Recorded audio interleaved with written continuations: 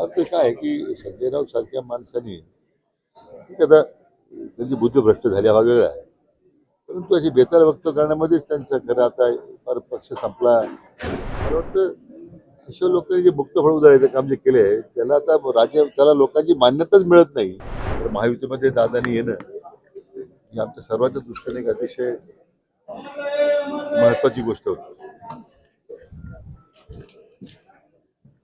2024च्या निवडणुकीमध्ये महायुतीहून आम्ही सत्तेवर आलो,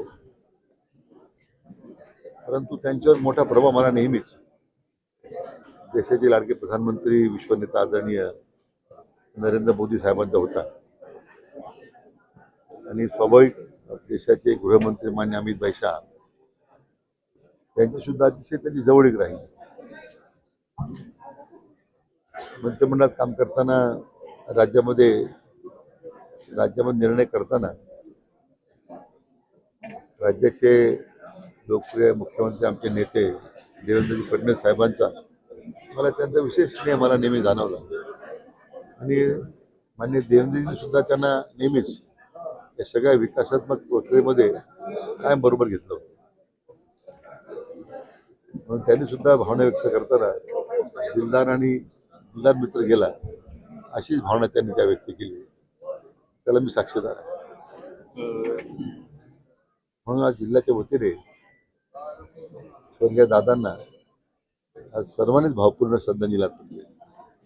त्यांच्या निधनानंतर शंका उपस्थित केली जाते. विशेष करून अमोल मिटकर यांनी एक ट्विट केलंय आणि 6 जण त्या दुर्घटनेमध्ये मृत्युमुखी पडले, मात्र 5 जणांचीच नावं समोर आलेली आहेत अशी एक शंका उपस्थित केलेली आहे. स्वतः त्या अपघाताच्या चौकशीची विनंती स्वतः मान्य मुख्यमंत्र्यांनीच केलेली आहे.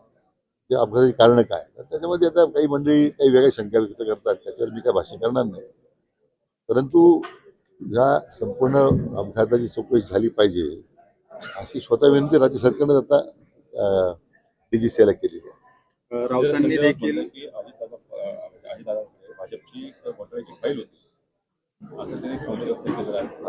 अर्थ काय आहे की संजय राऊत सारख्या माणसाने ठीक आहे, आता त्यांची बुद्धी भ्रष्ट झाली हा वेगळा आहे, परंतु अशी बेताल व्यक्त करण्यामध्येच त्यांचं खरं आता फार पक्ष संपला ही दयनीय अवस्था झालेली आहे. मला वाटतं अशा लोकांनी जे मुक्त फळ उधळायचं काम जे केलं आहे त्याला आता त्याला लोकांची मान्यताच मिळत नाही हे लक्षात आल्यानंतर ते असं का बोलतात.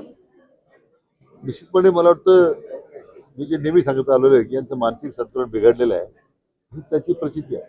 विलिनीकरणावरून त्या संदर्भात माननीय मुख्यमंत्र्यांनी स्वतः एक भूमिका स्पष्ट केलेली आहे. मी काय वेगळी भूमिका मांडणार.